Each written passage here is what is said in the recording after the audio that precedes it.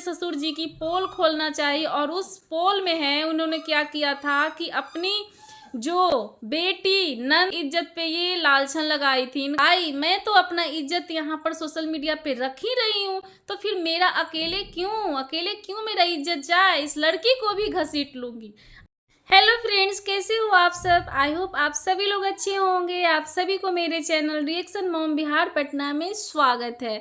तो फ्रेंड्स, जैसा कि आप लोग थंबनेल देखा ही होगा और थंबनेल देखकर समझ ही गए होंगे कि आज का मेरा जो टॉपिक है वो भगोड़ी बहू के ऊपर है।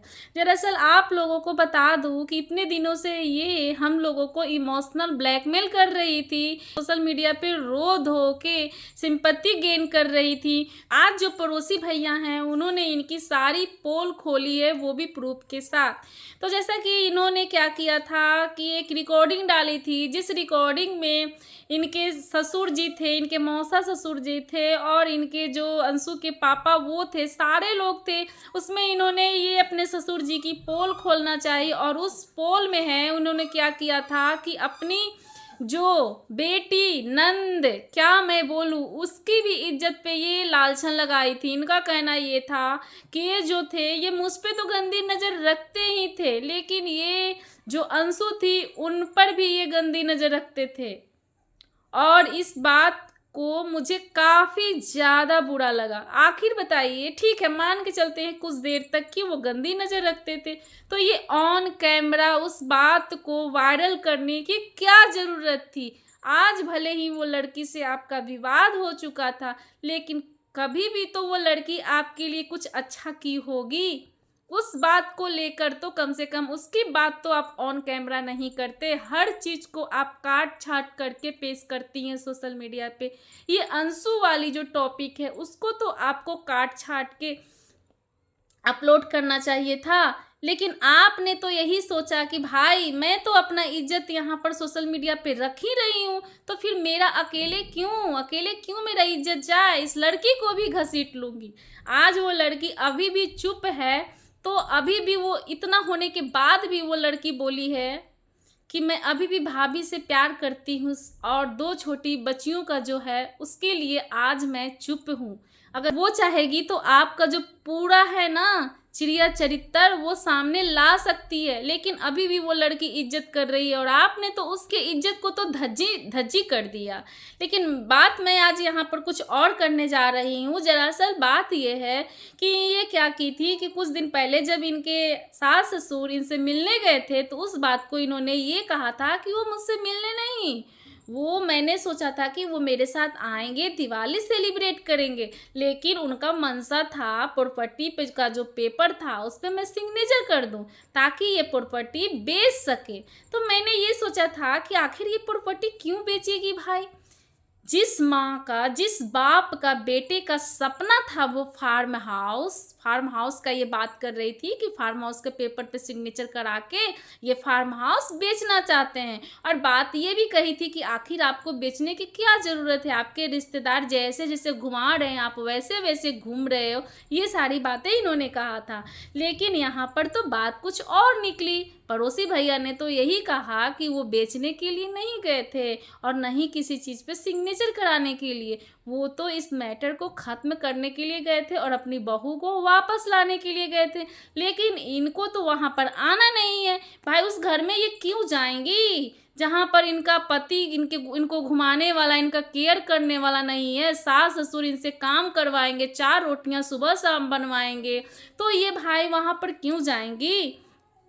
और आज ये भी बात ये बोल रही हैं कि ये तो इनके मायके वाले, जो सास के मायके वाले हैं, इनको बहला फुसला रहे हैं, इनको चारों तरफ घुमा रहे हैं और ये घूम रहे हैं। तो आप क्या कर रही हैं इस समय, आप भी तो अपने मायके के घर के पास में घर ली हैं, ससुराल के पास में घर ली हैं। वहाँ पर ससुराल वाला को तो आप बोलती हैं कि आप मेरे घर के पास आना जाना बंद कर दीजिए, बाइक से घूमते हैं, मेरे घर को देखते हैं कि मैं क्या करती हूँ क्या नहीं करती हूँ। वहीं आपके मायके वाले आपके घर में घुसते हैं, आपके घर में रोज़ पार्टी सार्टी करते हैं, तो आपको बुरा नहीं लगता है। लेकिन ये चीज़ तो सबका अपना अपना मायके है। जिस तरीके से आपका अपना मायके है उस तरीके से सासू माँ का भी मायके है। आज आप अकेली हैं तो आपके मायके वाले आपको सपोर्ट कर रहे हैं ना, तो वो भी बेचारी अकेली हैं तो उनको भी तो वो सपोर्ट करेंगे।